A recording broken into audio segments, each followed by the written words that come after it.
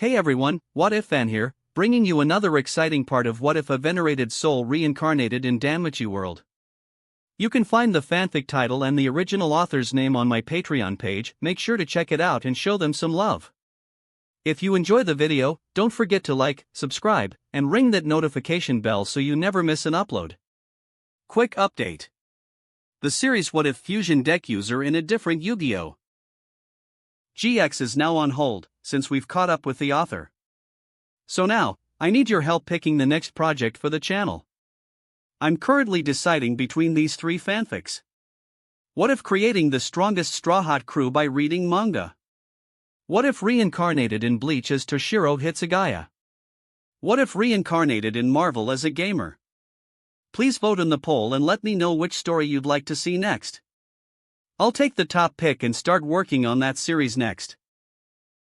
Also check out my Patreon channel for early releases of all the series, where you can find all the series released one day ahead of YouTube. Alright, let's jump into it. Chapter 101, The Three Protagonists vs. Althea. For the others, a deafening shockwave resounded through the air, tearing apart the silence and nearly bursting their eardrums. Dust and debris rippled outward like waves crashing against stone. For Judas Spade, however, the noise was quickly drowned out by a sharper one. The sound of his bones snapping. He could faintly hear the crunch of his forearms breaking under the sheer force before his body was launched backward, skidding across the stone until he crashed through a half-built barricade. Judas! Ace screamed, her voice strained with panic as she instinctively reached for her sword. But by the time she blinked, Althea's presence had already vanished from her line of sight. A calm, chilling voice came from behind her. Gospel. Ace's breath caught. She could feel it, the immense surge of magic gathering behind her, compressed into a single, lethal point. A one-word chant, just like my Ariel? Her instincts screamed at her to move. She spun, her lips parting. Tempe. But she was too slow.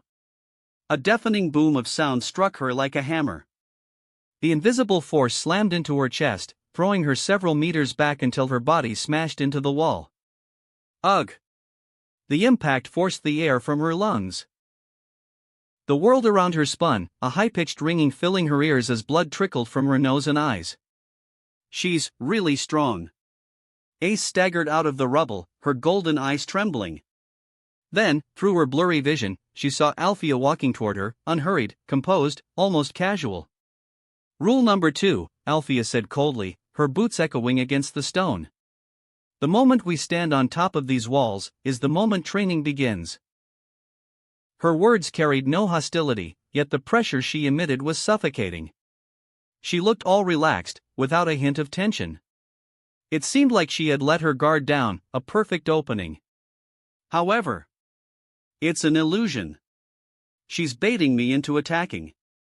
Beads of sweat rolled down Ace's cheek. Her instincts screamed that this wasn't just carelessness, it was a trap. Every step, every breath Althea took was deliberate. Althea raised an eyebrow, her eyes still closed.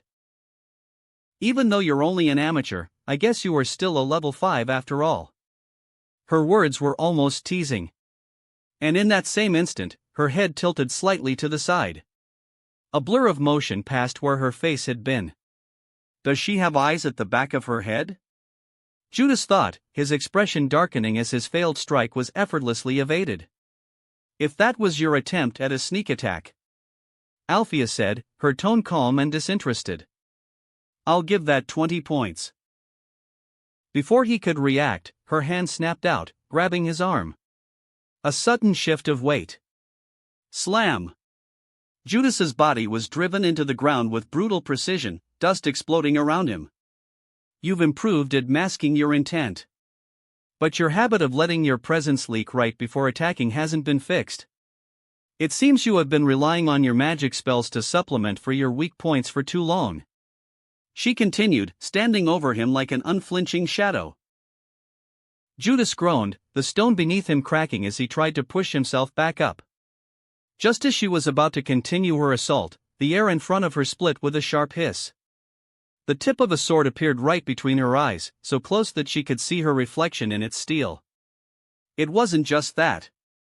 Judas, having quickly assessed the opening, sprang to his feet with lightning reflexes. Channeling strength into his legs, he twisted his body and launched a fierce back kick aimed straight for Althea's chin. Poof! She exhaled softly, her expression as calm as ever. In a blur of motion, her right arm moved, fingers closing effortlessly around the sword's edge without even flinching. Her other hand darted out like a viper, catching Judas's foot mid-kick. The ground beneath her boots groaned as she slid a few inches back, dust scattering from the impact. Althea glanced down, noticing the faint skid marks left behind. One brow rose slightly. Oh. This is the first time I've been pushed back. For a brief second, there was genuine intrigue in her otherwise unreadable expression. Across from her, Ace's heart pounded. Sweat rolled down her temple. Even after attacking in perfect sync, Althea had dismantled their offense like it was nothing. That was some neat teamwork you've got there. Her tone carried a faint, mocking amusement. It feels like you two are already familiar with each other. You fought before this, haven't you? Before either of them could respond, Althea's hand shot out, grabbing Judas by the leg. With one swift motion, she spun and hurled him straight into Ace, sending both crashing into the wall with explosive force. Rule number 3, during training sessions, discard the idea that you lot have any free will, and that all sorts of decisions will have to go through me from now on. Which means your lives are in my hands in this time frame. I don't care if you have any urgent business to attend to or an important mission, you can only leave if I say so. Just as she finished saying those words, Althea's ear twitched. Swish! The sound of metal slicing through the air. A dagger, perfectly aimed at her torso, but unfortunately, Althea caught the attacker's wrist with ease. You're better than him at sneak attacks, I guess. Althea didn't even need to turn around to know who it was. Belle, whose wrist was firmly in Althea's grasp, gritted her teeth. It was worth a try. In a desperate attempt, Belle tried to drive her knee toward Althea's face, only for the woman to flick her forehead lightly, yet the impact was strong enough to send her flying into another wall. Cough! Cough! Emerging from the rubble, both Judas and Ace found themselves covered in dust and bruises. Judas! Ace muttered, shaking bits of stone from her hair. You've been training like this almost every day? Judas spat blood to the side, rolling his shoulders with a grimace. Yeah. But honestly, he said, glancing toward Belle, who was currently being pummeled into the ground by her own aunt. She's had it even worse.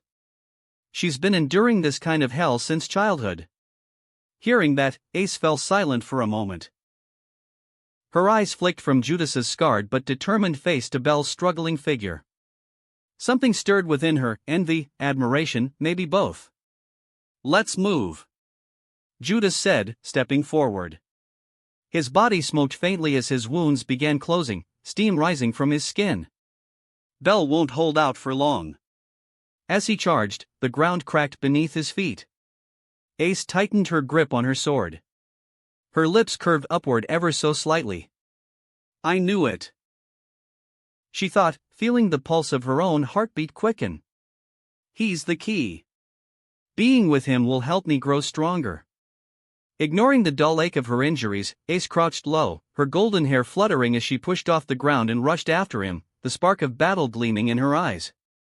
The air trembled once more as 4 streaks of light clashed in a blur of motion, steel, fists, and sound echoing across the top of the city wall.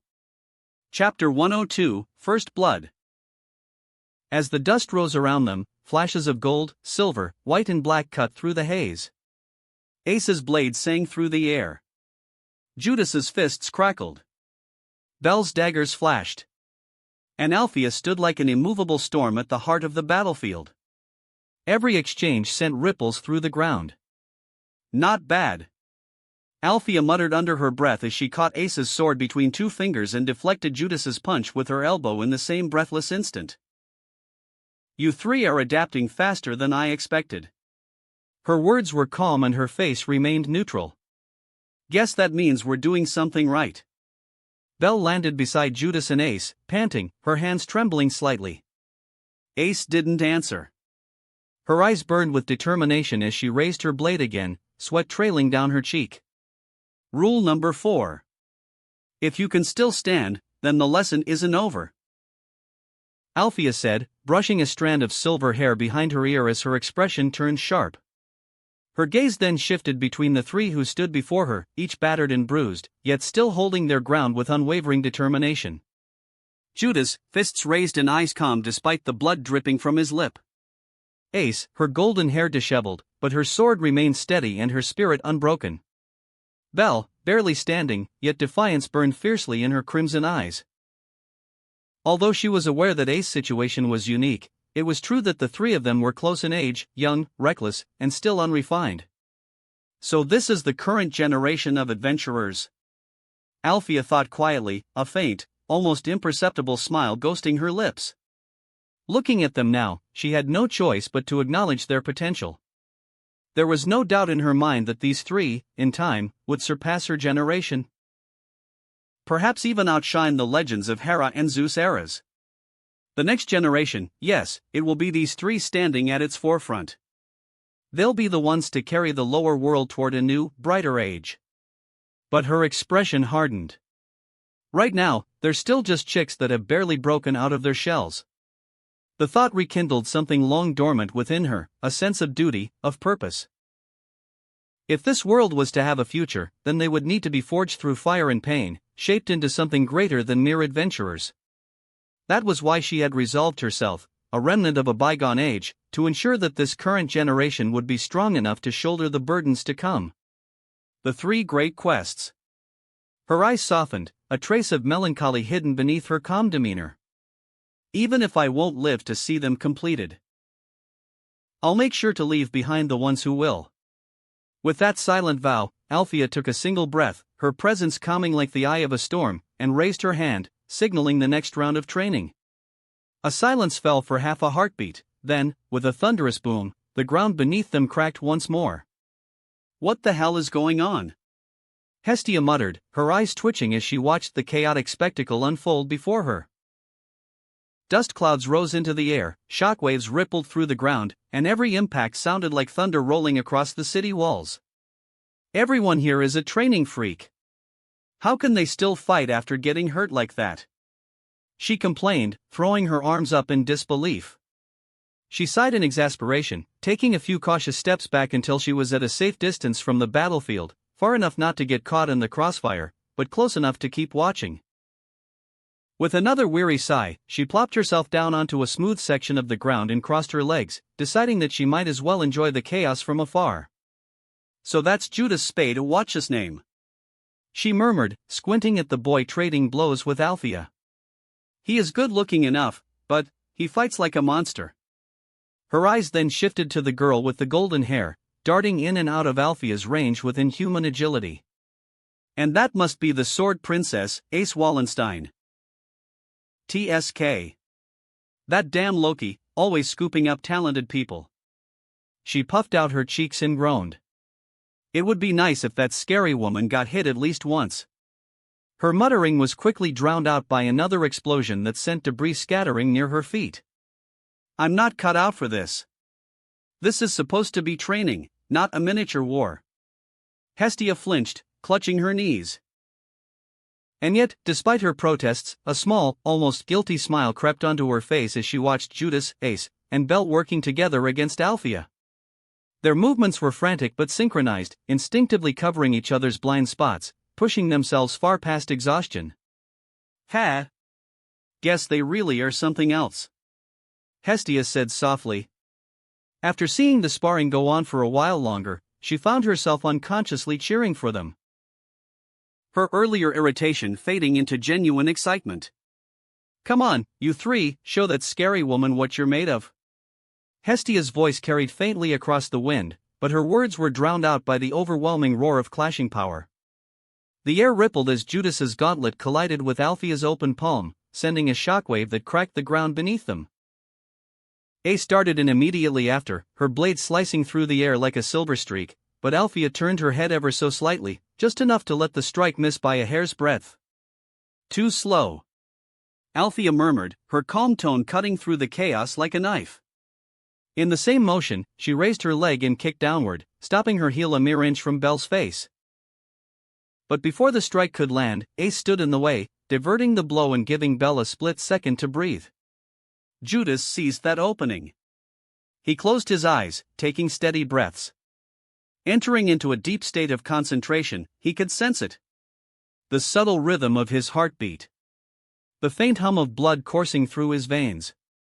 The whisper of air brushing against his skin. The sound his body was making, the heat he gave off, the smell he emitted, and the aura that naturally surrounded him. All of these formed his presence, an invisible signature that announced his existence to the world. Seal them off, hide yourself and blend with the environment. By controlling these factors, he could vanish from perception, not as a result of his magic, but by complete mastery over his own body and life force. It's not yet perfect. There were flaws, but he was learning. Experience like this, he could only gain from training with a monster like Althea. Now, he seized the perfect opening and launched a punch. Exclamation point. Of course, Althea's response speed was much faster than Judas' attack speed. No matter how well he hid his presence, even with perfect timing, the difference in their stats made landing a hit almost impossible. Almost. Got her. The edge of his metal gauntlet grazed Althea's arm, scraping her skin. A drop of blood. Just a single drop. Althea's eyes widened. For the first time, a crack appeared in her usually stern expression. Chapter 103, A Sudden Collapse. For a brief second, silence reigned over the field. Finally, we made this bitch bleed.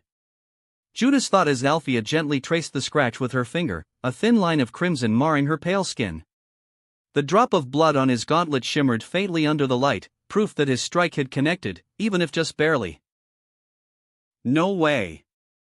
Belle muttered, her voice trembling with disbelief. For someone who had endured her aunt's brutal training since childhood, the sight of that single drop felt unreal. The image of her invincible aunt, the woman who stood untouchable above all, had finally cracked. Even Ace stood frozen mid-step, her grip tightening around her sword. The reality of what they had just done settled in. It was just a drop of blood, something small and meaningless to anyone else. But when the one bleeding was Althea, even that tiny amount carried weight. A feat that even a high-grade level 6 would struggle to achieve, they had done together. So, you finally managed to touch me. A low chuckle escaped Althea's lips, quiet but sharp enough to cut through the tension. I guess we got lucky. Judas replied, exhaling sharply, trying to mask the pain in his ribs. Then, without warning, the atmosphere shifted. The air thickened, heavy, suffocating. As a chilling pressure erupted from Althea's body. Her eyes glinted with a dangerous light. That you think this is enough? Her voice was calm, but the ground beneath her feet cracked with each step she took forward. Shows you lots still have a long way to go. Judas barely had time to brace himself. I guess I have to take it up a notch. Before he could react, her figure blurred and vanished. A sudden gust tore through the air, and then... Bam! A devastating kick slammed into his side, launching him across the field. Guh! He hit the ground hard, the shock rippling through his body like a wave of lightning. He rolled several times before planting his gauntlets into the ground, barely stopping his momentum. Dust billowed around him as he tried to push himself up, vision blurring. His breathing was ragged, his body screaming in pain. Yeah, we're in for a long day. He thought with an awkward grin as he groggily pushed himself back to his feet. His muscles ached, and every breath stung, but he couldn't afford to rest. Ahead of him, Ace and Belle were already back in the fight, two blurs of motion trying to withstand Althea's relentless attacks. The gray-haired woman moved with terrifying grace, every step sharp and deliberate, her strikes carving through the air like blades. She wasn't lying when she said she'd take it up a notch. This was no longer training, it was survival. Kayak! Judas's eyes snapped toward the sound just in time to see Belle get blasted off her feet. Her small frame spun helplessly through the air until he moved in a burst of speed, catching her before she could slam into the ground. You all right, Belle? His tone was calm, almost gentle, but his eyes stayed sharp and alert as he met her gaze. "Ah. I'm alright." Realizing she was leaning against his chest, Belle's cheeks instantly turned crimson. That rustic, manly smell. He's so close. Her thoughts ran wild for a moment, the warmth of his arm steadying her making her feel faint. "If you can still move, let's keep going, but if not, I don't blame you for wanting to take a rest." Judas's voice cut through her daze, grounding her back to the situation around them. Seeing his focused expression, Belle clenched her fists. "My body still hurts, but with my skill, I think I can take it." She didn't want to be left behind, not now, not when he was fighting right in front of her. "Good. Just don't push yourself too hard." He turned and charged forward again, aura flaring faintly as dust and wind trailed behind his movement. "Judas." Her heart pounded faster. Then she shifted her gaze, to her aunt, to Ace, to Hestia watching from afar. "Yes, that's right. I'm no longer alone." With renewed resolve, Belle straightened her posture, brushed the dust from her skirt, and dashed after him, her crimson eyes burning with determination. If you were to ask Judas whether the added presence of Ace, a level 5 first-class adventurer, lessened the pressure of their training, his answer would be a firm no. Althea was a master of her craft, an absolute monster when it came to combat control. Every time she faced someone, she adjusted her rhythm, power, and tempo to perfectly match their limits, just enough to push them past it, setting the difficulty to suit each individual perfectly. It didn't matter whether you were a level 1 rookie, or even a level 5 veteran, her fists never showed a hint of mercy. Hours had passed since the session began, the dark sky had turned blue, and the sun now hung over their heads. The training field looked like a miniature battlefield. Craters, cracks, and shattered stone littered the ground. Surprisingly, the first to get knocked out was Ace. Despite her speed and endurance, even she couldn't withstand the sheer intensity for long. Then, not long after, Belle collapsed as well, her body finally giving in to exhaustion and pain. Now, both girls were resting by the wall, being tended to by Hestia, who looked somewhere between worried and horrified. That left only one person still standing, or rather, still trying to.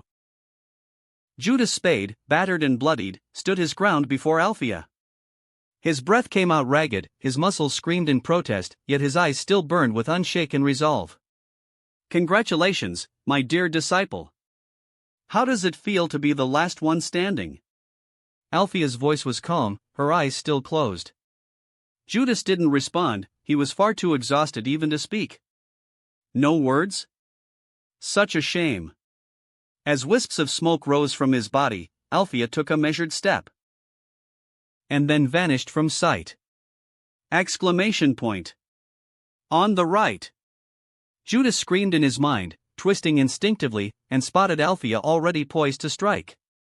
Fuck. She intends to knock me unconscious. I can't dodge that. He gritted his teeth and crossed his arms, bracing for the impact. Just as he prepared for the worst, a loud thud echoed in his ears, someone's body had slammed against the ground. Yet the pain he was bracing for never came. Ha! Judas slowly lowered his arms, confusion tightening his brows. What happened?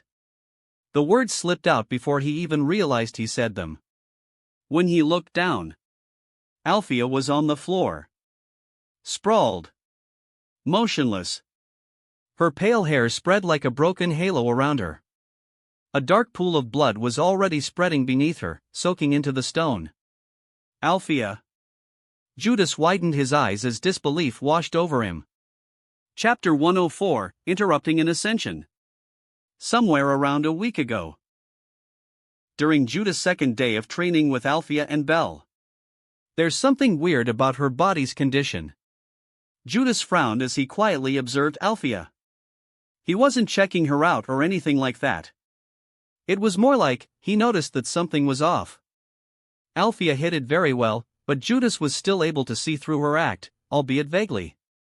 He couldn't pinpoint it at first, so in the end, he activated a few of his detection spells, basic diagnostics, nothing invasive. And that was when everything clicked. What the hell is this? Her life energy, her very existence, was flickering. Like a candle struggling to stay lit in the middle of a raging storm, swaying violently each time her heart beat. This wasn't normal. Not even close. Even an old man breathing his last wouldn't have life energy fluctuating this erratically. An incurable disease? What he was witnessing, it shouldn't have been possible. Althea wasn't just alive.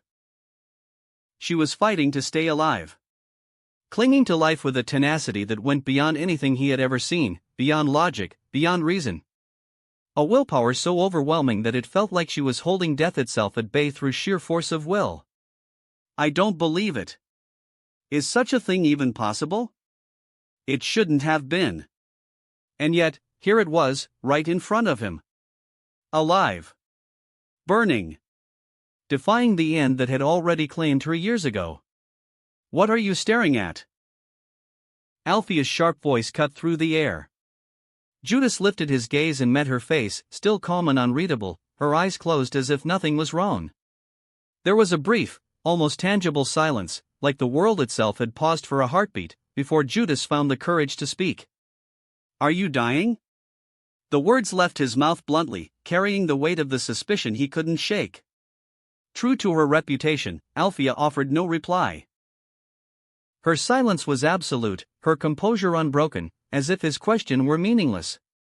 She turned away, her posture as rigid and commanding as ever. Tomorrow, don't be late, she said simply, leaving no room for argument. In the end, since Althea didn't want to talk about it, there was nothing he could do. He had no choice but to bury the issue deep within himself, pushing it aside as he focused on everything else.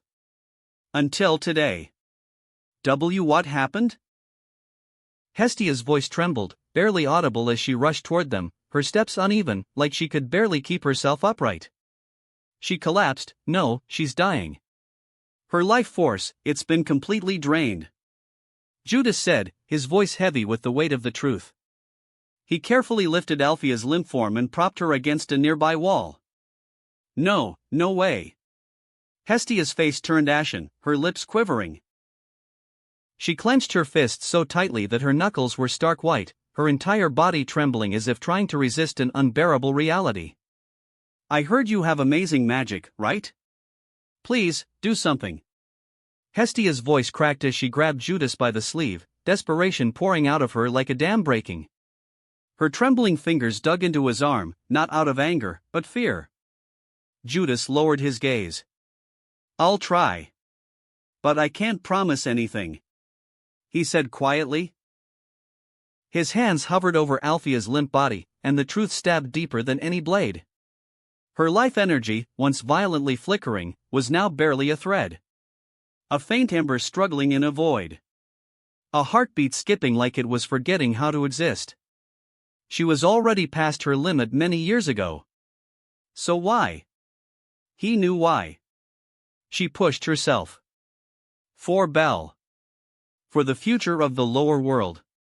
For her duty as the last remnant of a bygone era. He clenched his teeth as he let magic power flow into her body, not to heal, but to read. The results made his brow knit tightly. Thankfully, her soul, it's still inside her vessel, but it is disappearing.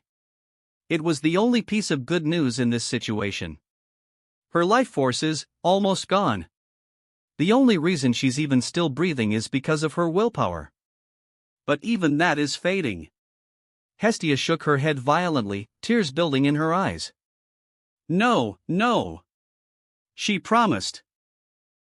She swore she'd stay alive for at least a year, so why is this happening? Why now? Judas didn't look at her. He kept pressing his hands against Althea's chest and cast a few spells. Lines of magical formula flickered through his vision. Decay. Collapse. A body that had been living long past its time. Damn it. He muttered under his breath. Please, do something. Belle, she's going to be devastated. Althea is the only family she has left. I don't know how she'll be if she wakes up and sees this. Hestia's voice was paper thin, her words shaking as if they were barely able to stand on their own. Her fists trembled against Judas's sleeve. Judas didn't answer immediately. His gaze shifted toward Belle, slumped against Ace, completely unconscious from their brutal training session earlier. Her breathing was calm, her face soft, unaware of the nightmare unfolding beside her. For a moment, Judas simply watched her. So small. So hopeful. If she woke up to find Althea like this. A memory snapped through Judas's mind. His village was burned and razed to the ground. Ash choking the sky. And the charred remains of his parents, unmoving, twisted, wrong, lying in the place where his home used to be. He remembered the sound he made that day. He wasn't even sure it could be called a scream. He just remembered realizing, in one horrifying moment, that he was alone. And he couldn't help it. Belle's imagined grief overlapped with his own. Her face, twisted in despair, merged with the boy in his mind. Judas drew in a slow breath and closed his eyes. When he opened them again, all hesitation was gone, replaced by clear, unwavering resolve. Let the dead rest? Screw that. You've beaten me down so many times. Do you really think you can just die without letting me pay you back? Not a chance. He knelt beside Althea and laid his palm gently against her forehead. Her skin was ice-cold, frighteningly light to the touch, as if even her body was trying to slip away. Don't you dare die on us. He whispered, voice low and steady. Not like this. Not today. At that moment, Hestia felt it, a soft, invisible shift in the air. A quiet certainty, like the warmth before dawn. She didn't understand his magic, nor the strange techniques he used. But her divine intuition, the instinct of a goddess, reacted instantly. Her trembling eased. Her breath steadied. For the first time since Althea collapsed, Hestia felt something she desperately needed. Hope. She didn't know why, but standing beside this boy, watching the unwavering calm in his eyes, she felt like the situation had not slipped beyond salvation. Where am I? Darkness stretched endlessly in every direction. No matter which way she looked, the scenery never changed. Who am I? The wandering soul drifted through the void, unsure why she moved in this direction. Only that something compelled her forward, like a fly drawn to a flicker of light. Then, in the distance, a glow appeared. A gate. Heaven. The words slipped from her lips before she even thought to speak it. She had never seen this gate before, yet something deep inside her knew it, as though she had passed through it countless times in lifetimes long forgotten. Step by step, she moved closer. Each stride felt heavier than the last, until she finally paused. Just one more step, and she would enter paradise. Sister. I am finally joining you. The wandering soul didn't know why those words slipped from its lips. No memories, no face, no past to anchor them, and yet the sentence felt strangely right, like an echo from a life forgotten. She was about to step through, when a voice rang out. Stop. The sound froze her in place. A rift tore open behind her, jagged and pulsating. From it emerged a boy, no, a young man. His eyes locking onto hers with unyielding focus. Chapter 105, The Angel of Death. Althea, look at me. The wandering soul turned slowly, the light of the heavenly gate outlining her form in a soft, sacred glow. The young man stepped fully out of the rift behind her, its violet crack sealing shut with a low hum, like reality stitching itself back together. Now the two of them stood alone in the infinite void, no ground, no sky. Just darkness and that single radiant doorway to eternity. For a long moment, the soul simply stared at him. Althea? She repeated softly, as if tasting a name she wasn't sure belonged to her. Judas took a single step forward. His expression steady but his voice carrying something raw beneath the surface.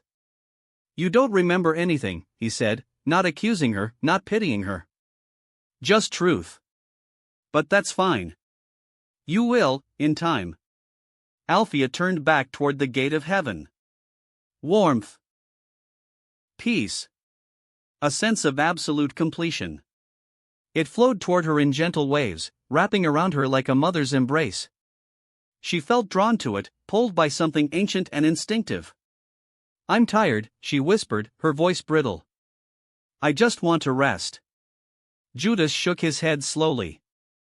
Not yet. No anger. No desperation. Just certainty, like someone who already knew the ending of a story she had forgotten she was part of. He extended his hand toward her. Not to force her, but to offer a path. You still have ties in the world of the living. People waiting for you. Promises you never finished keeping. His eyes softened. And a reason to come back. The gate's light pulsed, brighter for a moment, as if urging her forward. The void behind Judas shimmered faintly as if calling her back. Althea stood caught between them. Her hand trembled. I don't understand. She whispered. You don't have to. Judas reached his hand a little farther, steady and open. Just trust me. Come back. He paused, then added softly. If you don't, Belle will be sad. She'll cry. She needs you. She needs her family. Silence. Althea froze. Her eyes quivered, and a tiny spark flickered deep within her blank soul. Belle? She repeated, almost breathlessly. A sudden flash. A white-haired girl with gentle crimson eyes, smiling beneath a warm sun. And then. Mother, I will become the last hero, for you. A small girl's voice, bright and earnest. A vow spoken with trembling determination. So please. Please watch me. No. Promise me you'll watch as I become that hero. The words echoed in her core, like something precious pulling her back from a cliff's edge. Belle. Althea whispered again, this time with unmistakable longing. She didn't know who the girl was. But her heart, whatever remained of it, achingly understood one thing. That girl? Belle, was important. More than anyone else in the world. Her silent wish of meeting her sister, the longing that had guided her soul through the darkness, was replaced by a fierce, burning need to stay. To stay for Belle. To stay because someone, somewhere, was waiting for her strength, her protection, her presence. Althea's eyes, still closed, trembled as that faint spark grew brighter. A single heartbeat, then another, and another. Life. Fragile, fleeting, but not gone, began to anchor itself once more. Somewhere deep in the void, a choice was made. Althea would not leave. Not yet. Not when Belle needed her. And for the first time in what felt like an eternity, her soul surged forward, not toward the light, not toward heaven, but back into the warmth of life, of purpose, of family. I'm not done yet. She whispered it, fragile, breathless, yet carrying the unmistakable weight of a vow. A spark of will, newly reborn, flickered in the darkness around her. Althea lifted her gaze. And there, far ahead in the endless void, stood a hazy silhouette. As the fog around it thinned, the figure took shape. A woman. Her hair was white like snow, and her eyes were blue like pearls in the bottom of water. Her face looked exactly like the little girl she was in her vision, except for the color of her eyes. Sister. The woman smiled at her. A calm, tender smile overflowing with warmth and pride. It washed over Althea like a blessing, easing the ache in her chest. The figure slowly began to fade, dissolving into shimmering particles of light. But before she vanished completely, her lips moved. No sound came. Only the silent motion of words carried across the void. And even without a voice, Althea understood. She read them clearly. Word for word. Go back, and live. The last hint of her sister's smile lingered for a heartbeat. Then she was gone. Belle. Althea whispered, hand clutching her chest as warmth surged inside her flickering soul.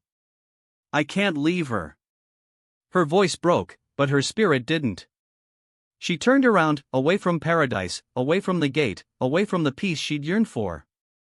And there, waiting for her with an outstretched hand and a look that mixed worry and fierce determination, was Judas. Reality called to her. Life called to her. And this time, she answered. Take me back. Her voice was steadier now. Exactly. Judas nodded gently. Belle is waiting. Don't leave her behind, not after everything.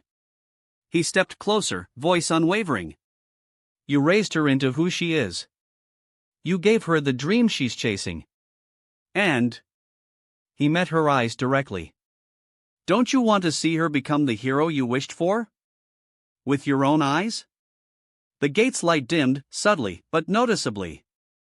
Althea lowered her gaze, her hand drifting toward Judas. A faint spark, like the first hint of a heartbeat, fluttered in her chest. Her story wasn't over. Not yet. Just as their hands were about to touch. Tremor. The void shuddered violently, rippling like a disturbed ocean. The gate ahead of them vibrated, its golden surface suddenly blazing with light. Ha! Judas barely managed the sound before a violent suction force burst outward, dragging everything toward the gate. His body lurched forward. He clenched his teeth, stomped his foot down, and anchored himself to the ground. Hold on. Althea, still in her soul form, simply nodded, silent but trusting. Judas' eyes narrowed, reflecting the radiant gate swallowing the darkness around them. This is heaven's call. The final summons for a soul to return. His gaze sharpened into a glare. But you're already too late. He raised his arm, energy crackling. Because Althea has already made her choice.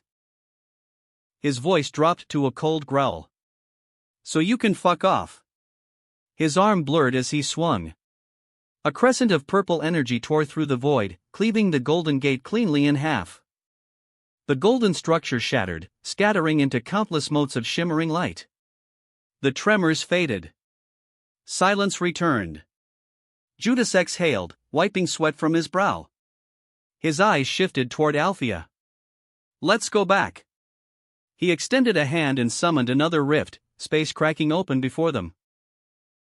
But before they could step through, a violent jolt shot down Judas' spine. His instincts screamed. Move.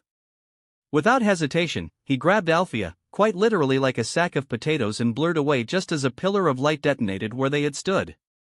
Landing at a distance, Judas turned, eyes narrowing into icy slits. Who disrupted the reincarnation cycle? A voice, not heard but felt, resonated through the void, heavy with celestial authority. A moment later, particles of light gathered from all directions, swirling like a storm of stars. Feathers drifted through the air. When the radiance finally condensed, a figure stepped forth. Its face was hidden behind a white cloth wrapped around its head, shrouding everything above the jaw. Judas' brow furrowed. An angel? A six-winged angel. White as starlight. A body wrapped in celestial radiance.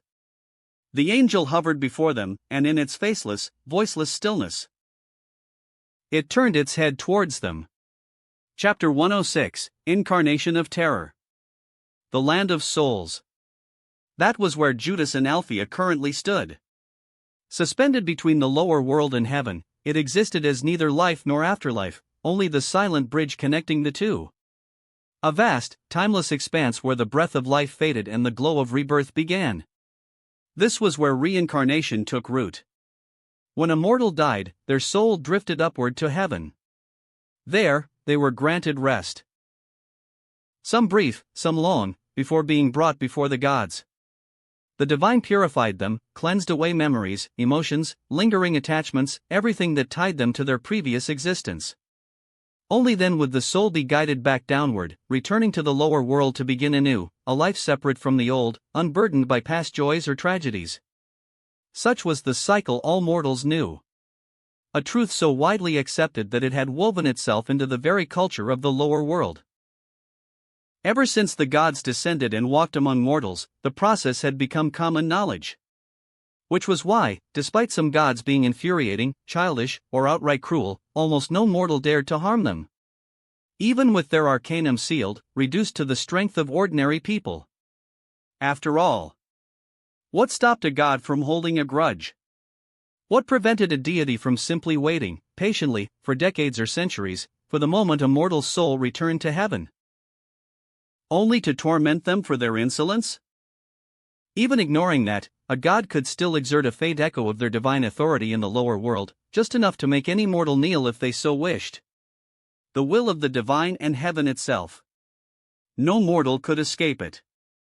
It was simply untouchable, absolute, an eternal law woven into the very fabric of creation. And the reincarnation cycle was part of that absolute will, the cosmic river through which every soul flowed, again and again, since the dawn of existence. If anyone other than a god tried to interfere, actually, no one knew what would happen. Not even the gods, beings who had lived for millions of years, who had witnessed the rise and fall of countless civilizations, could imagine such a thing. Because in all of history, not one soul had ever disrupted its flow. Until now. Judas Spade stood as the first mortal in existence, the first being ever to forcibly interrupt the path of a soul's journey between heaven and the lower world, by destroying the gateway to heaven itself. A feat so unprecedented, so blasphemous, so far beyond the comprehension of any deity, that even the heavens, usually silent and aloof, seemed to tremble in response. And for the first time since the dawn of creation, the absolute will of heaven had been shaken. Which is why they sent an executioner, a servant of the gods, an angel, to fix the flow that had been interrupted. The angel's head tilted, slowly, deliberately, as if studying them not with eyes, but with something far colder. A judgment. A sentence. Judas instinctively shifted his stance, placing Althea behind him. He studied the figure's posture, its aura, the patterns of light drifting around its body. Fwum. 6 wings unfurled at once, releasing a blast of divine force that tore cracks across the empty realm.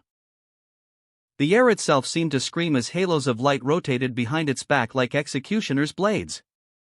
Then, thump. The angel took a single step forward. One step, and space collapsed. Reality buckled, folding toward the angel like a planet dragged toward a collapsing star. Judas felt the pressure with his body. TCH. He tightened his hold on Althea and forced his stance to remain firm. The angel's voice, not spoken but projected directly into their souls. One among you has broken the sacred cycle. Present the transgressor. A ripple of divine law surged outward like a shockwave. Behind Judas, the rift he'd opened flickered, then shattered into glittering shards of space. So escape is no longer an option. His gaze tightened. The angel raised its hand. Light surged at its palm, condensing into a spear of blinding white. A weapon of pure celestial judgment. Althea's eyes widened. Judas! A spark of recognition flashed in her voice. Some pieces of her memory were clearly returning. But Judas couldn't afford to dwell on that, not now. He stepped forward, gently placing her behind him. Stay back. The angel lowered the spear toward him. Identify the transgressor. Last warning. Judas cracked his neck. His eyes hardened. You're looking at him. The angel's wings flared. The spear ignited. And the void itself trembled as heaven's executioner prepared to strike. The angel moved first. No warning. No sound. Just light. Without a word, the angel descended. Its speed was impossible to track, an instantaneous blur, a convergence of divine light aimed directly at him. Judas' eyes narrowed. He didn't dodge. He met the strike head-on. A massive shockwave erupted the moment their powers collided, shaking the surrounding void. The force was immense, enough to tear mountains in the mortal realm, but Judas' stance remained unbroken. Energy radiated outward from his fist. The angel swung again, a brutal, precise assault that could cleave through a continent. Judas countered, every punch and every swing of his arms creating arcs of raw energy, dissipating the angel's strikes before they could connect. This is manageable, Judas muttered as he surveyed the chaos in front of him. He shifted his gaze towards his hand, closing and opening his palms, feeling the immense power coursing through his body. This is the soul realm, where strength is not decided by one's physical body, but by the strength of one's soul. Judas flexed his fingers again, feeling the subtle vibrations of energy respond to his every thought. The angel hovered, its 6 wings slicing the light into jagged shards that spun around like a deadly cage. Each wing beat resonated through the soul realm. Yet Judas did not flinch. The angel recalibrated, its 6 wings spinning, forming a blinding cyclone of light. Each feather became a blade, each motion a potential fatal strike. Judas moved, not frantically, but purposefully. He danced through the onslaught, weaving between the beams of energy. His own attacks weren't wasted, every strike pushed back against the angel, gouging through its divine defenses in precise, calculated bursts. For a moment, time seemed to dilate. Judas' aura flared, rippling outward in purple shockwaves that collided with the angel's radiance. Strength here is about control, about imposing your will, he mused. Not just brute force. Which is why. Kneel. He exerted his will outwards. The aura he exuded created a heavy, suffocating pressure that sent the angel's body crashing down. Suffocating. Overwhelming. The angel looked up. The cloth that once covered its head now torn and tattered, and in its eyes Judas no longer saw the cold indifference from before. Only one emotion remained. Terror. Chapter 107. Meeting Erebus. The more time Judas spent inside the soul realm, the more naturally his power bent to his command. Every minute, every second, his control sharpened, and his presence swelled. The angel could only stare upward as Judas's aura continued to rise, higher, denser, heavier, reaching heights it could no longer comprehend. I can barely see the end of it. In other words, a monster.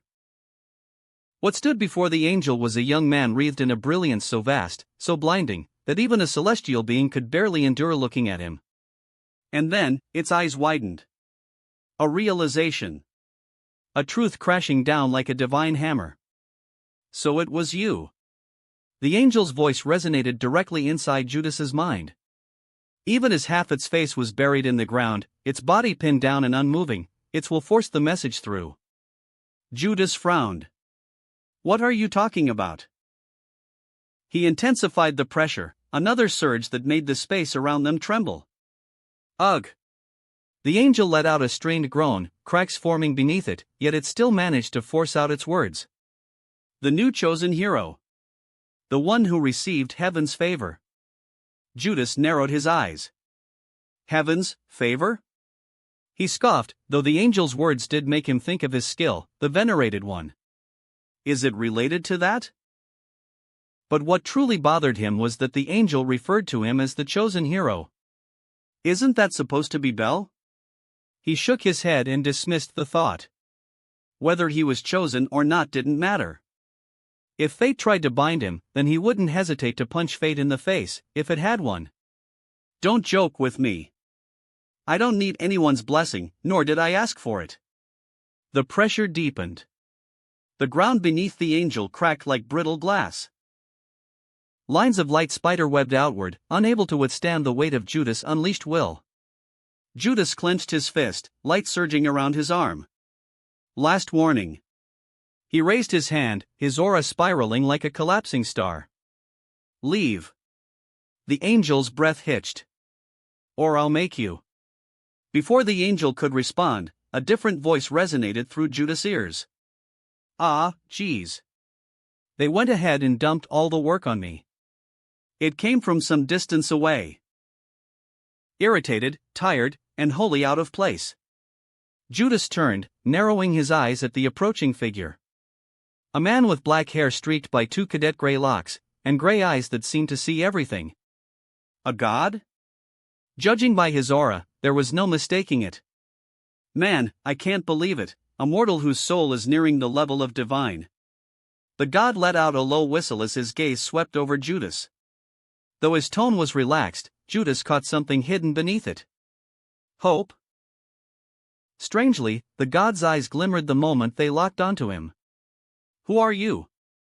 Judas asked, voice flat, neither raised nor lowered. The god blinked, then made an ah sound. How rude of me. He shook his head in self-rebuke. My name is Erebus, the god who presides over evil. It is a pleasure to meet you. He bowed with polite elegance, then shifted his attention to Althea. The champion of Hera. It's nice to see you again. Hard to believe it's been 7 years since you rejected my offer. If you're here for the same purpose as this angel, Judas said, or a flaring, then I advise you to leave. The pressure spiked. Erebus' knees nearly buckled. The angel, already on the ground, began foaming at the mouth before collapsing entirely. How scary, Erebus murmured. Yet instead of fear, his face lit up with joy.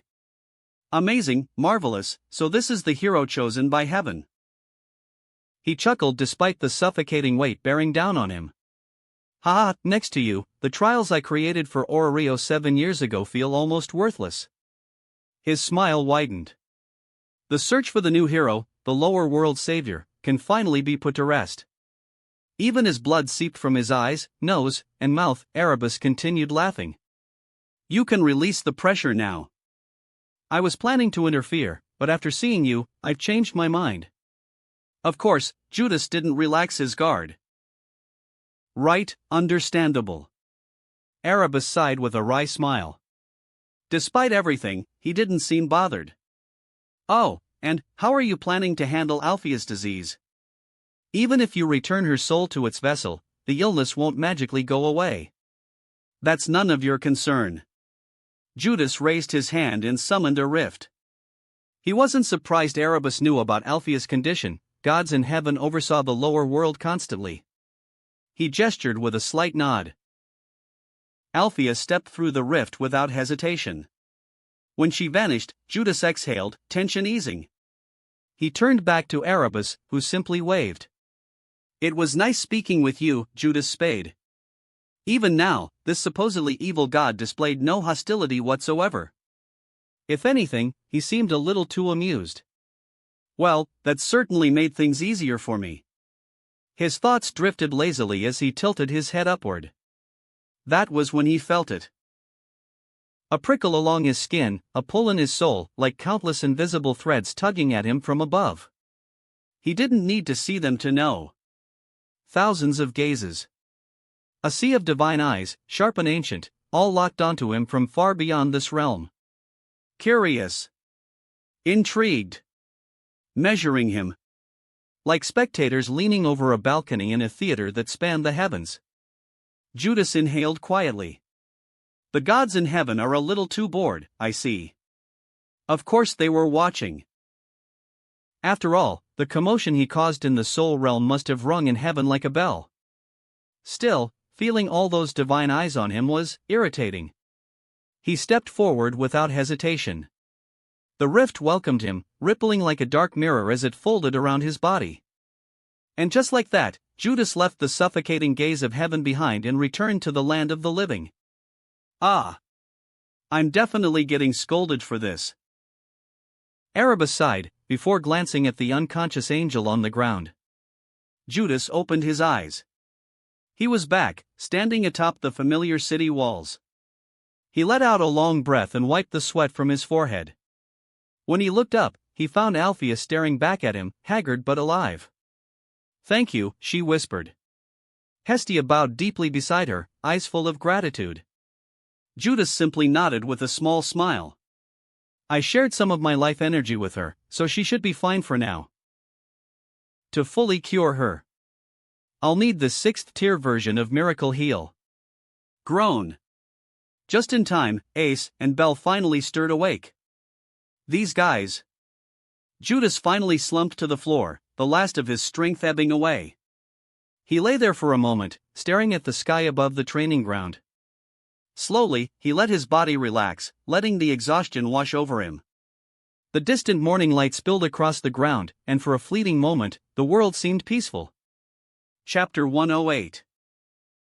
Hestia's recruitment attempt. Here you go, Belle. Drink this. Hestia, the goddess of the hearth, spoke in a worried tone as she handed a bottle of water to her fatigued child. "Thank you very much, goddess," Belle said weakly, her voice hoarse from exhaustion. She accepted the bottle with her hands and took slow, careful sips. "Judas, are you all right?" Ace asked from nearby. Her usually calm tone carried a faint edge of concern as she turned her golden eyes toward the boy resting on the floor. Judas lay there with one arm draped over his face, chest rising and falling slowly in rhythm with his breathing.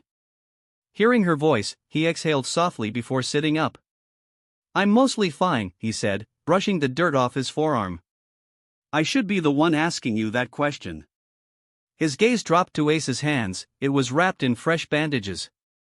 "Out of all of us, you were the one who sustained the most injuries. Every bone in your sword arm was shattered." Ace blinked once and glanced at her hand. "Don't worry," she said simply. "Because of your healing magic, my arm feels fine now." Then, with quiet determination, she flexed her fingers, opening and closing her palm. It was then they heard the sound of footsteps approaching as Belle and Hestia made their way towards them. "Judas, thanks for the heal. I think your healing magic is even better than the high-end potions that Mother brings," Belle said with a small, grateful smile as she came closer. It seemed like she had fully recovered. "No problem," Judas replied with a nod. It was then that Belle shifted her gaze to the person beside Judas. She hesitated for a brief moment. She wasn't as familiar with Ace as she was with Judas, but still gathered her courage to speak up. "Hey, Miss Ace, you were amazing back there." Belle stepped forward, her voice carrying a hint of nervousness. "I can't believe a first-class adventurer like you joined our training session. It's such an honor." Ace blinked, tilting her head slightly, her golden hair swaying as she processed Belle's words. "Yeah, you too, you were amazing as well." Her words came out softly. "Are really? Thank you, that means a lot." Belle's eyes brightened a little, a shy smile forming on her lips.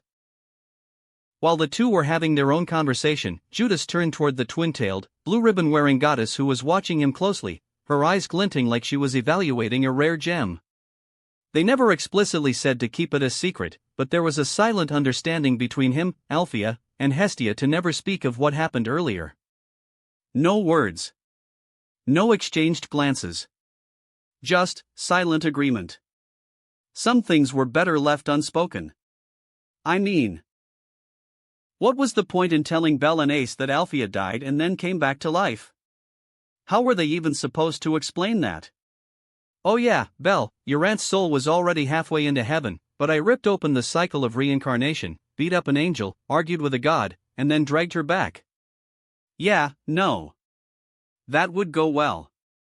Judas could already imagine Belle's face turning pale, then blue, then crying her eyes out while Ace stood beside her, blinking in silent confusion. And even worse, Belle would worry. She'd think Althea was fragile, unstable, on the brink of death every second. She didn't need that burden. Not when she was starting to grow stronger. Not when she was building her own path. So Judas said nothing. Hestia said nothing. And Althea, who normally disliked unnecessary talk anyway, remained quiet. Some miracles were better hidden. And Judas felt completely fine with keeping it that way. "Hello, I didn't introduce myself properly earlier, but my name is Hestia, Belle's patron goddess." "Nice to meet you," she said with a warm smile as she extended her hand. Seeing this, Judas accepted without hesitation, his grip firm yet polite. "My name is Judas Spade." "Nice to meet you as well, Goddess Hestia," he replied with a courteous nod. "Belle has told me a lot about you, you know. Which is why I came here personally, just so I could finally meet you," Hestia said, tilting her head with a knowing look. "Oh, she did? I hope it wasn't anything bad." Judas raised a brow, amusement flickering in his eyes. Don't worry. My sweet little Belle would be the last person to say anything bad about you." Hestia giggled behind her hand. "Really? I'm glad she has such a high opinion of me." Judas said with a light-hearted smile. Now that I've actually spoken to him, I get what kind of person he is. Hestia thought, her sharp blue eyes glancing up and down, quietly assessing him. Then she nodded to herself, hands on her hips. To be honest, you're different from what I expected one of Loki's children to be. Oh? Judas tilted his head slightly. Then what kind of image did you have of me before we met? Well. Hestia tapped her chin thoughtfully. Maybe someone more cocky and arrogant, like your flat-chested goddess. Judas blinked, caught between amusement and disbelief. But I see now that her children are more reserved and humble than I expected. Unlike their shameless and obnoxious goddess. Hestia continued proudly, before her tone turned teasing. I even heard rumors in heaven that she's actually a man disguising herself as a woman. She leaned forward and whispered just loud enough for everyone to hear. Judas pressed his lips together, trying hard not to laugh, while Ace, overhearing the exchange, froze mid-sentence as if unsure how to react. Loki is a man? Ace blinked several times, her golden eyes filled with genuine confusion as she tried to process the shocking information she'd just heard. After a brief pause, her expression hardened slightly. I should probably tell everyone, she thought, eyes narrowing with quiet determination. I see. You certainly don't hold back, Goddess Hestia. Judas finally said, suppressing a chuckle. Of course not. She declared proudly, puffing out her chest, as if to compensate for the very insult she just threw. Then, suddenly, her tone shifted, her eyes gleaming mischievously as she pointed her finger straight at him. Well, enough about her. I have a proposition for you. Her voice rang across the area, catching everyone's attention. Even Althea, who would normally scold anyone for raising their voice, turned her gaze toward the little goddess with mild curiosity. Judas Spade, Hestia declared dramatically. Would you consider transferring to my familia? For a moment, silence blanketed the field.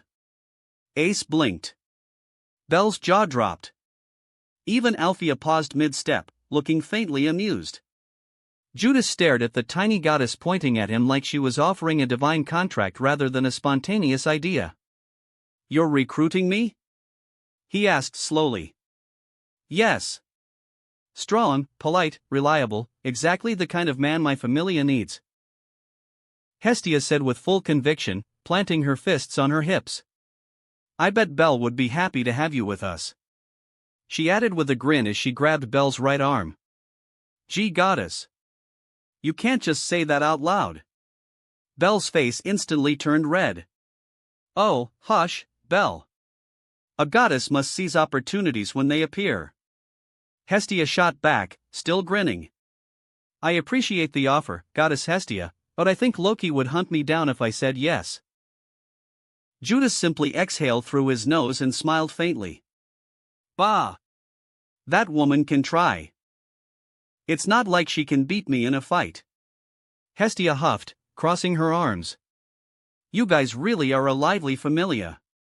A small laugh escaped Judas, unable to help himself.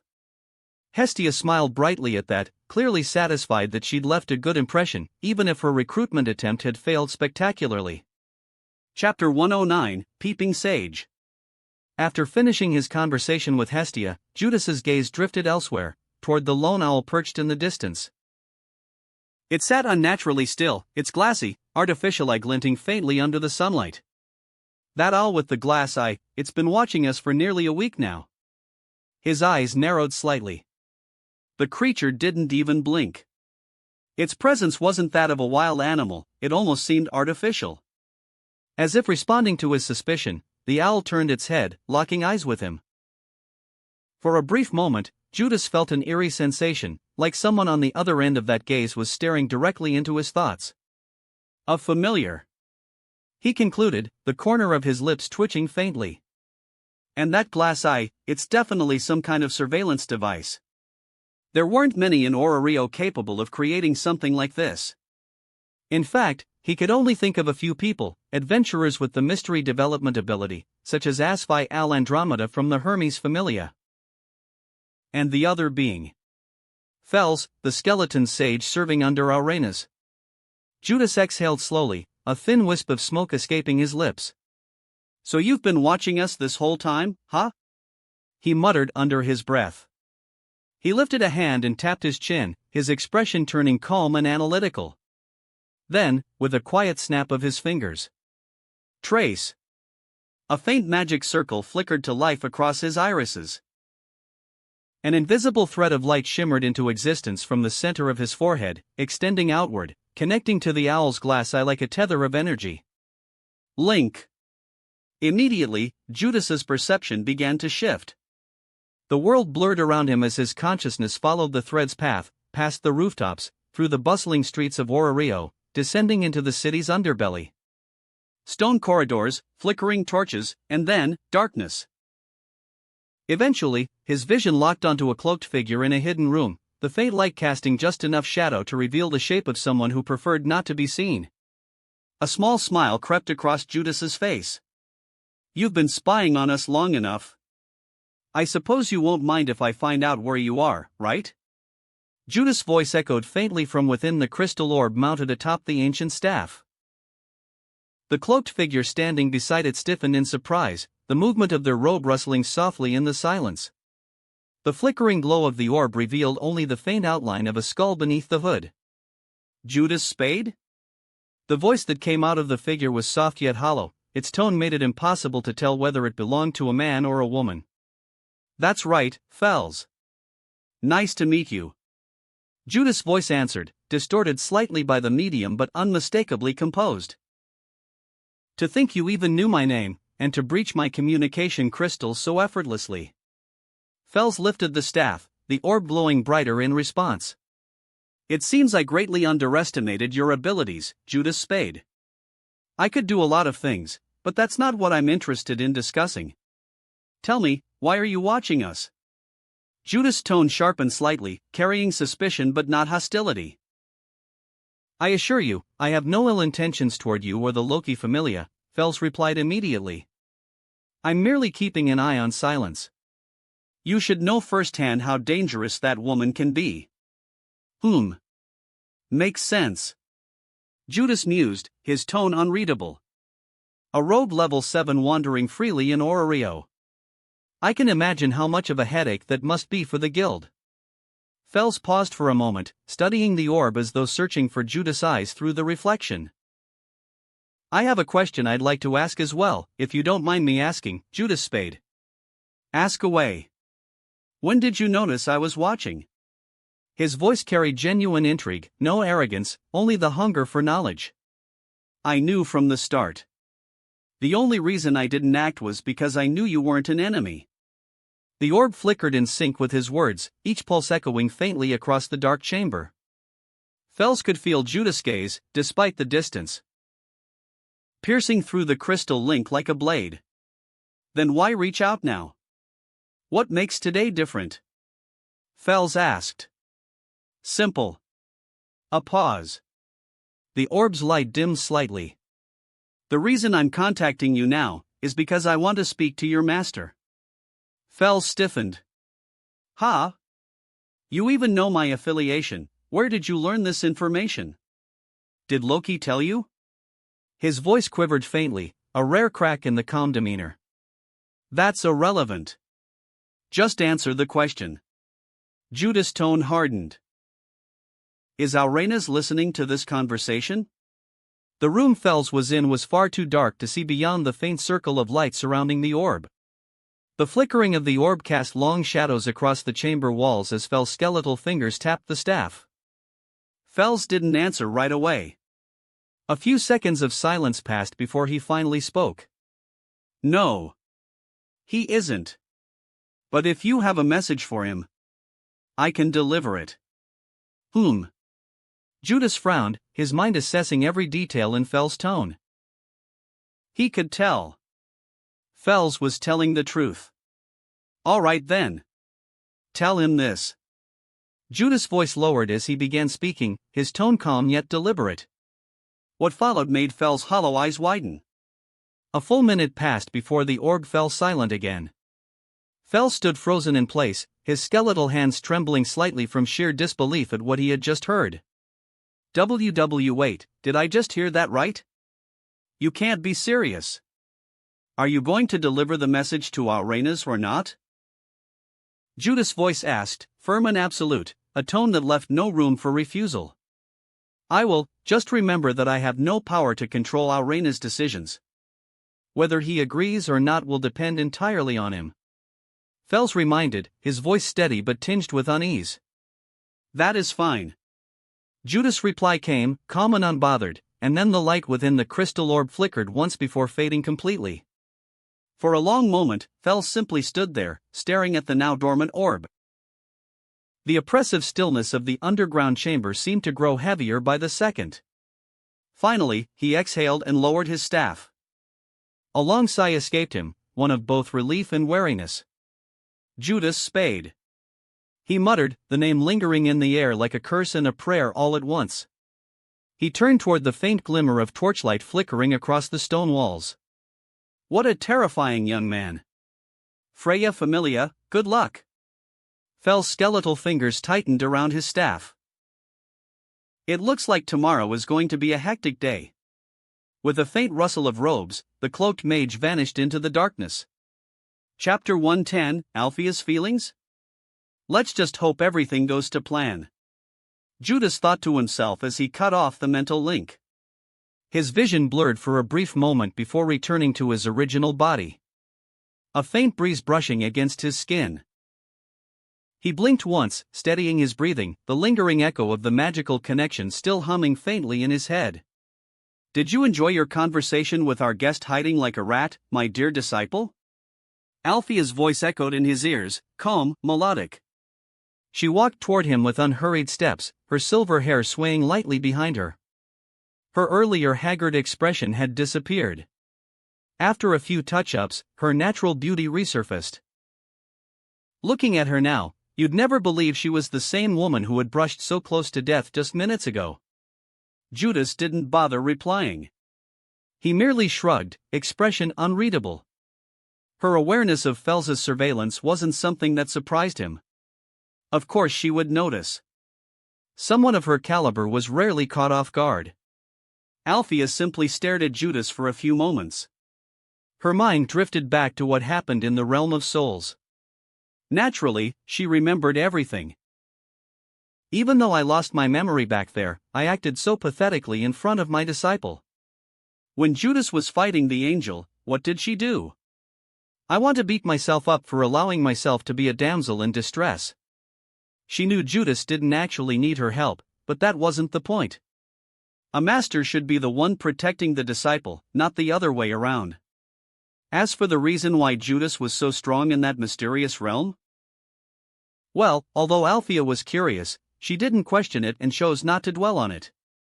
She already knew Judas was an unusual young man with many mysteries. He seemed really cool back there. Suddenly, her thoughts shifted. A faint warmth rose to her cheeks, and her heartbeat quickened. The memory of his stance, his unwavering back as he faced that angel, stirred something inside her. An unfamiliar feeling welled up in her stomach.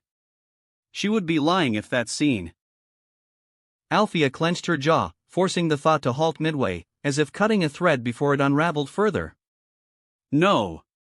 Absolutely not. She refused to let her mind wander down that path. What am I even thinking? He's my disciple. My disciple.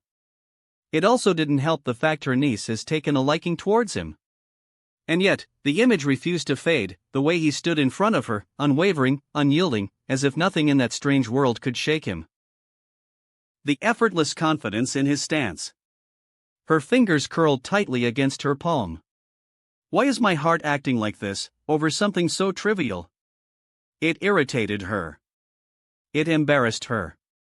Althea prided herself on her composure, her discipline, her iron will.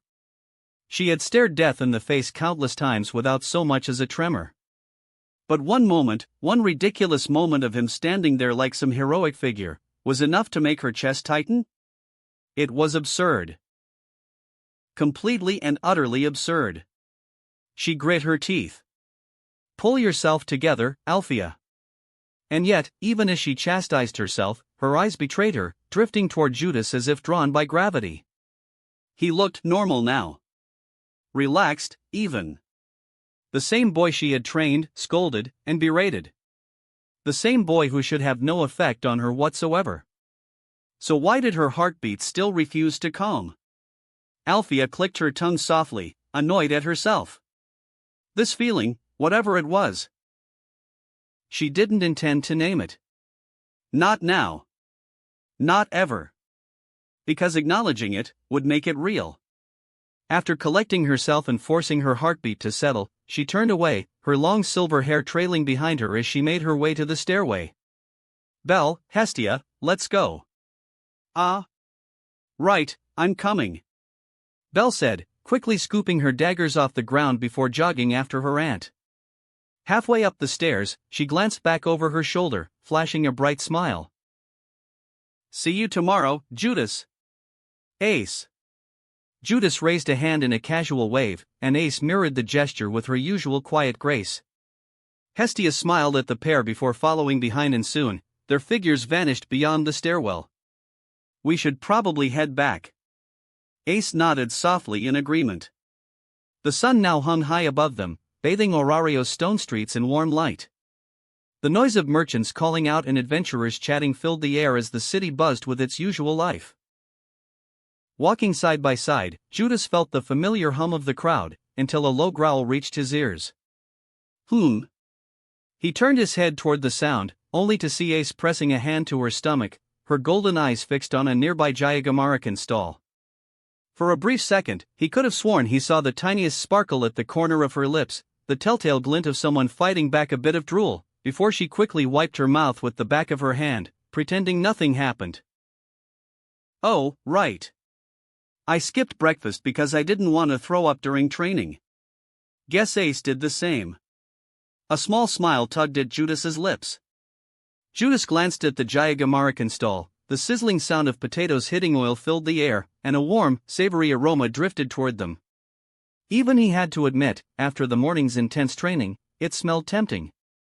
Want one? He asked casually, turning his gaze toward Ace. Eh? The girl blinked, caught off guard. Jayagamarican, Judas said, gesturing at the stall with a tilt of his chin. You've been staring at it for a while. No, it's fine. I'm not that hungry. Ace's face flushed faintly. Her words were calm, but her stomach immediately betrayed her with another low growl. Right. Judas sighed, fighting the urge to smirk. You're a terrible liar, you know that? Without waiting for her reply, he stepped toward the stall and ordered some. The vendor, an older man with a friendly grin, handed them over wrapped in paper. When Judas turned back, Ace was standing exactly where he'd left her, looking like a child who'd been caught doing something she shouldn't. Here, he said, offering her one with a light smile. Ace hesitated for a moment, then accepted it with both hands. Thank you. As she took a bite, her expression softened. A light sparkle flickered in her golden eyes, brief, but genuine. Seeing that, Judas couldn't help but chuckle softly under his breath. You really like those, huh? Ace nodded once, still chewing. They're good. They continued walking side by side through the crowded street, the sound of the city around them blending with the occasional crunch as Ace took another bite. It was then he saw it. Is that? A flag fluttered proudly in the distance, a white banner marked with the symbol of a scale with wings, gleaming beneath the midday sun. The Astrea Familia's emblem. All right, their scheduled expedition was today. Judas slowed his steps, his gaze fixed on the familiar crest swaying in the breeze. Ace followed silently behind, her eyes also drawn toward the commotion up ahead. It's so crowded, Judas thought as he made his way through the crowd. The street was packed with adventurers, merchants, and civilians alike, all craning their necks to catch a glimpse of the famed Astrea Familia as they made their preparations. Ooh, it's the Astrea Familia. They're about to head out on an expedition. I wonder if Scarlet Harnel, Yamato Rindu, and Thrail are going to level up this time? /n, Yamano Rindu equals Kagaya, Thrail equals Lyra. If that happens, with 2 level SAXS and a level 5, they'll be promoted to an S-rank exploration familia for sure. Go, ladies of justice. Vanquish those monsters in the dungeon. Let's go Astria Familia. The air buzzed with excitement as cheers erupted from every direction. It wasn't every day one got to see a top-ranking familia embark on an expedition. And even less so one as admired and principled as Astria's. Looks like she's enjoying the attention.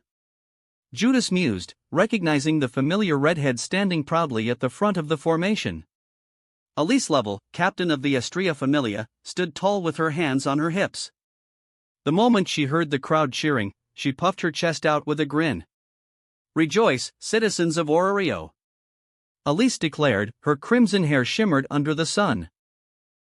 For justice marches once more into the depths.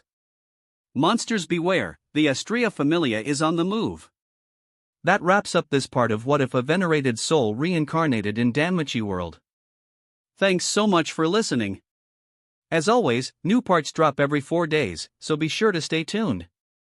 Quick reminder. The series What If Fusion deck user in a different Yu-Gi-Oh! GX will be going on hold soon, since we're nearly at the end of the story. So now, I need your help picking the next project for the channel. I'm currently deciding between these 3 fanfics. What if creating the strongest Strawhat crew by reading manga? What if reincarnated in Bleach as Toshiro Hitsugaya? What if reincarnated in Marvel as a gamer? Please vote in the poll and let me know which story you'd like to see next.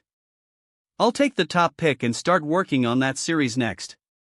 Also check out my Patreon channel for early releases of all the series, where you can find all the series released 1 day ahead of YouTube. If you enjoyed the video, don't forget to like, subscribe, share it with your friends, and please consider supporting the original author as well. See you in the next one.